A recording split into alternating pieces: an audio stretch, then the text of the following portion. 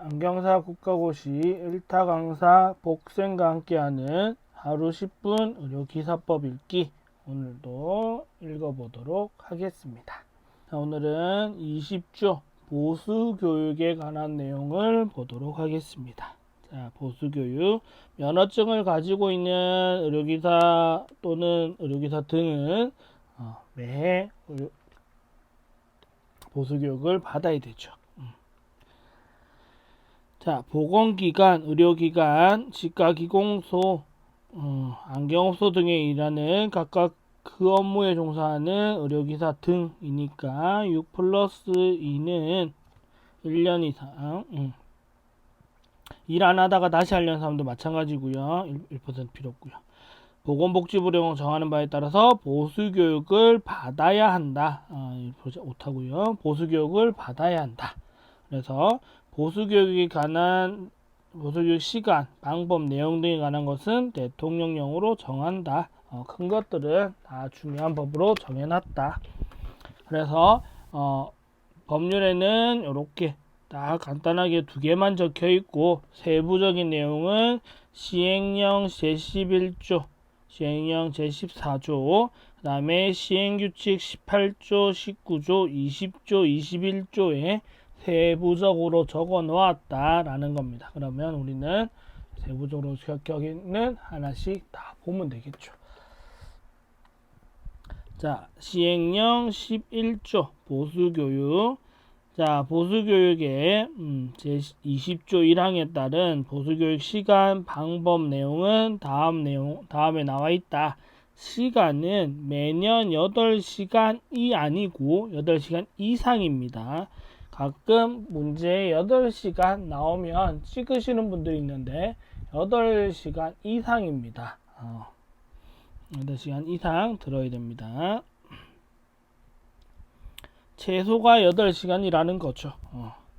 그 다음에 보수교육 방법은 대면으로 할 수도 있고요. 그리고 온라인으로 할 수도 있다. 지금 우리 안경사 같은 경우는 코로나 때문에 비대면으로 하다가 올해는 22년도에는 대면으로 꽤 많이 했었죠. 그리고 보수교육 내용 잘 기억해 놓으세요. 시험 문제 가끔 나와요. 직업윤리에 관한 사항, 업무 전문성 향상 및 업무 개선에 관한 내용, 의료관계 법령에 관한 내용, 준수에 관한 내용, 그 다음에 이거랑 유사하지만 보건복지부 장관이 보수교육에 필요하다라고 인정하는 내용이 추가적으로 이거는 올해 교육 좀 해주세요 라고 전달하면 교육을 한다라는 겁니다. 대부분 2번이 많이 가죠. 직업윤리에 관한 거 간단히 하고, 보통 업무 전문성 향상에 관한 거 많이 하죠. 이론교육 많이 하죠. 자, 그리고 보건복지부 장관은 교육시간 인정 관련된 인정 기준, 운영 기준, 평가 기준 등을 정하여 고시하여야 한다. 고시해 놓으면 그거에 따라서 하면 된다라는 거. 중요한 거는 여기 있죠. 매년 8시간 이상이고 이러한 내용으로 교육을 해야 한다라는 거 기억하시면서, 다음 시행령 이번에 14조에는 업무의 위탁입니다. 업무의 위탁. 위탁이라는 것은 뭔가를 맡긴다라는 거잖아요.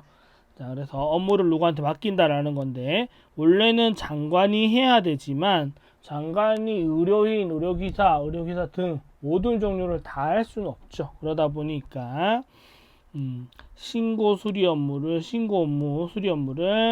의료기사 등의 면허 종류에 별로 설립된 단체 중앙회에 위탁을 한다라는 겁니다. 그러니까 보수교육도 니들이 진행해서 하고, 면허 신고도 니들이 받아서 나한테 한꺼번에 신고를 하세요, 보고하세요 라고 이제 위탁을 한다라는 겁니다. 중앙회에 위탁을 한다. 업무를 위탁받은 중앙회는 처리한 내용을 나중에 본고 장관한테 다시 보고하면 되죠. 이런 식으로 하는 겁니다. 자, 그리고 보건복지부 장관은 장관이라고 할게요. 보건복지부밖에 없으니까. 의료기사 등에 대한 보수교육을 다음 각 호에 해당하는 해당 기간 중 교육 능력을 갖춘 것으로 인정하는 기관에 위탁한다. 지금은 중앙회에다가 주로 부탁을 해서 하지만 면허에 관련된 학과가 개설된 전문대나 그 이상의 학교에서 할 수 있다라는 겁니다. 그러니까 꼭 중앙에서 개설하는 보수교육이 아니더라도 안경과학과가 개설된 전문대나 또는 4년제 대학에서 보수교육을 위탁받아서 할 수도 있다라는 겁니다. 무조건 중앙에만 할 수 있는 건 아니라는 거. 그리고 의료기사 등의 업무와 관련된 연구기관 이런 곳에서도 할 수 있다. 요거 기억해 놓으세요. 그리고 보수교육을 위탁한 때에는 수탁기관 및 위탁 업무의 내용을 고시하면 된다. 이번에 중앙에 가는 게 아니라 다른 대학에서도 한다. 이런 것을 고시해 줘야 된다라는 거. 이런 내용 기억해 놓으세요. 자, 이번에는 좀 더 세분화적으로 가보겠습니다. 시행 규칙이니까 보수교육 보수교육 업무를 위탁받은 기간은 즉 보수교육 실시기간이겠죠. 실시기간은 위의 법이고 시행령이죠. 시행령에 따라서 실시하면 된다. 여기에서는 이 18조에서 중요한 거는 여기 나오네요. 면제자와 유예자. 이 사람 면제는 이해 해당 연도에 보수교육을 면제한다. 유예는 올해 들어야 되지만 지금 상황이 안 돼서 올해 못 들으니까 유예해 줄게. 내년에 2개 동시에 들어. 이런 식인 거잖아요. 집행유예 생각하시면 되겠죠. 2가지 조건 잘 시험에 자주 나옵니다. 면제는 대학원에 진학을 하고 있는 사람, 대학원에 진학하고 있는 사람. 자, 근데 이제 이건 있겠죠. 대학원에 가면 보통 석사는 2년이고요. 석사는 2년, 박사과정은 3년 동안 수업을 듣고 나면 그 뒤로는 수료기간으로 바뀝니다. 수료를 했다라고 나옵니다. 그러면 2년 동안만 대학원생이고요. 그 뒤로는 수업을 다 들었으면 그 뒤로는 면제 대상자가 아니라는 겁니다. 박사는 3년이고 이렇게 디테일하게는 안 나오겠지만 그렇다라는 거. 자, 대학원 진학생, 그 다음에 군복무 중에 있는 사람, 그 다음에 올해 신규 면허를 받은 사람, 여러분이 2022년도에 12월 달에 시험을 쳐서 만약에 발표가 23년도 1월에 발표가 난다. 그러면 여러분들이 23년도에 면허를 받은 거잖아요. 그러면 23년도에 신규 면허를 받은 사람들은 2023년도 면제자라는 겁니다. 보수교육 면제자. 24년도부터 들으면 돼요. 자, 그리고 장관이 해당 연도에 들을 필요가 없다는 지정한 요건이 있는데 그 요건에 해당하는 사람은 안 들어도 된다. 어쨌든 이거는 크게 문제가 안 되겠지만 요 3개 대학원, 군복무, 신규 면허 이 3개가 면제 대상자입니다. 자, 그러면 유예자는 뭐냐? 면제는 아니지만 올해 어쨌든 못 듣는 거 마찬가지지만 내년에 2개 동시에 들어 유예시켜 줄게. 이거는 해당 연도에 업무에 종사하지 않는 기간이 6개월 이상인 사람. 만약에 22년도 보수교육을 해야 되는데 올해에 내가 보수교육을 업무를 안 하고 있다. 전혀 하지 않는다 라고 하면 나는 유예가 된다라는 겁니다. 6개월 이상 안 했으면 유예가 된다라는 겁니다. 자, 그 다음에 보수 장관이 정하는 받기 어렵다고 인정하는, 받을 필요가 없는 거랑 어렵다고 인정하는 건 다르죠. 이 말 때문에 이 2개 헷갈려 하는데 구분하셔야 됩니다. 필요가 없는 거랑 받기 어렵다고 인정하는 거. 그래서 유예 사유는 간단하죠. 보통 요것만 잘 기억하면 되는데 업무에 종사하지 않는 사람, 받기 어려운 사람 이런 경우가 유예고요. 대학원, 군복무, 신규 면허 받을 필요가 없는 사람은 면제자가 되겠습니다. 여기서는 면제와 유예 이거 두 개 꼭 핵심 정리하셔야 합니다. 이거를 몇 조라고 외울 필요는 없어요, 여러분. 내용만 외우면 돼요. 자, 다음 18조 이어서 보수교육 내용 보면 만약에 업무에 종사하지 않다가 그러면 종사하지 않으면 유예를 받았겠죠. 유예를 받았는데 유예받고 이제 내가 다시 일하려고 해요. 그러면 유예받은 게 있잖아요. 면제가 아니고 미뤄준 거잖아요. 미뤄준 거면 유예된 연도를 기준으로 했을 때 보수교육 1년 유예되면 12시간 이상의 교육을 받아야 됩니다. 올해 받아야 될 8시간에 유예된 거 1년 해서 12시간 이상, 그리고 2년이 유예되면 16시간 이상, 그리고 3년 이상 유예되는 경우에는 20시간 이상의 교육을 받으면 된다.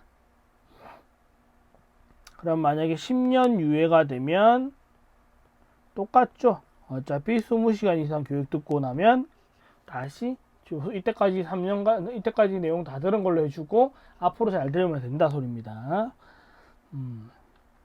자, 그리고 장관은 보수교육 실시 기간에 보수교육 내용과 운영에 대해서도 평가할 수 있죠. 당연히 평가해야겠죠. 그리고 면제받거나 유예받으려는 사람은 보수교육 실시 전에 신청서 작성하고 증명할 수 있는 서류를 가지고 보수교육 실시 기간의 장한테 제출하면 됩니다. 지금은 중앙에서 몰아서 하니까 만약에 내가 올해 면제자다 또는 유예자다라고 하면 자료를 중앙에 지금 사이트에 업로드 시키면 처리해준다라는 겁니다. 처리해준다. 자, 보수교육 이러한 신청을 받은 이게 6항이었는데 이게 7항이고 앞에 숫자가 이어져야 되는데 페이지가 달라져서 다시 1번으로 된 거고요. 6항이면 위에 거 말하는 겁니다. 위에의 신청을 받은 보수교육 실시기한 장은 면제 또는 유예 대상자 여부를 확인하고 신청인에게 면제 유예 확인서를 발급해주면 된다. 발급해주면 이 확인서를 가지고 3년마다 면허 등록을 하거든요. 그때 이 서류를 가지고 보건복지부 장관한테 보내면 이 사람 일을 하지 않아서 유예가 된 거구나. 이 사람 이렇게 돼서 면제됐으니까 보수교육을 안 들었더라도 대신 인정을 해준다라는 겁니다. 자, 이거 기간 기억해 놓고 다른 것들은 누구한테 보내는지 정도 정리해 놓으면 될 것 같고요. 자, 다음에 보수교육 계획서 실적 보고서 제출. 기간만 안 헷갈리면 돼요. 간단합니다. 보수교육의 실시기간 장은 매년 12월 31일, 그러니까 올해 매년 말까지 다음 연도 계획서를 장관한테 보내야 된다. 계획서의 세부 내용은 시험에 거의 안 나오니까 상관없고요. 기간을 잘 봐야 돼요. 내년도 계획서는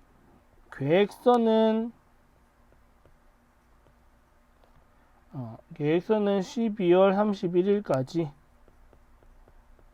그리고 매년 3월 31일까지는 전년도 실적 보고서.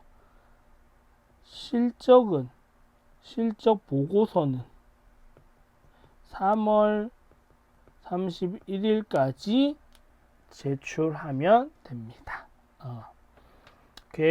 내년 계획서는 올해 말까지 보내야 되고, 실적 보고서는 3월 30일까지 작년 거 정리해서 보내주면 된다라는 거.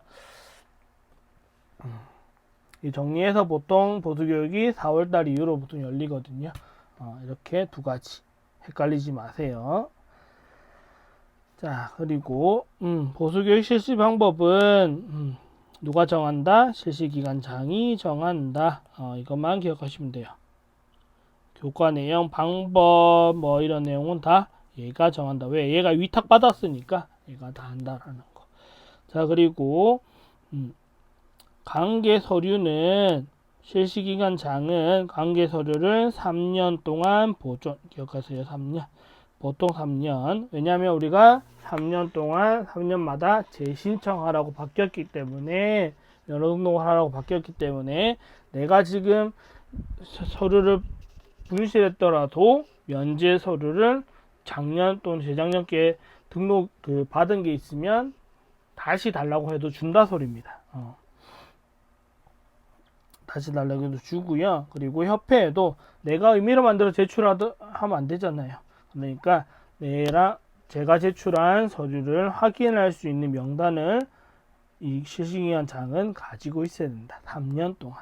3년 동안 신고해서 보고하고 나면 처리되면 다시 그때부터 다시 1, 2, 3년 쌓일 거기 때문에 그 앞에 서류는 없어도 되고 다시 지금부터 3년간 또 보관해야 되고 이렇게 된다라는 거 기억하면서 오늘은 보수교육에 관한 내용을 읽어봤고요. 정리 잘 해놓으시고 오늘도 잘 하셨고 헷갈릴 수 있는 내용이겠지만 모두들 힘내서 잘 하셨으면 좋겠습니다. 감사합니다.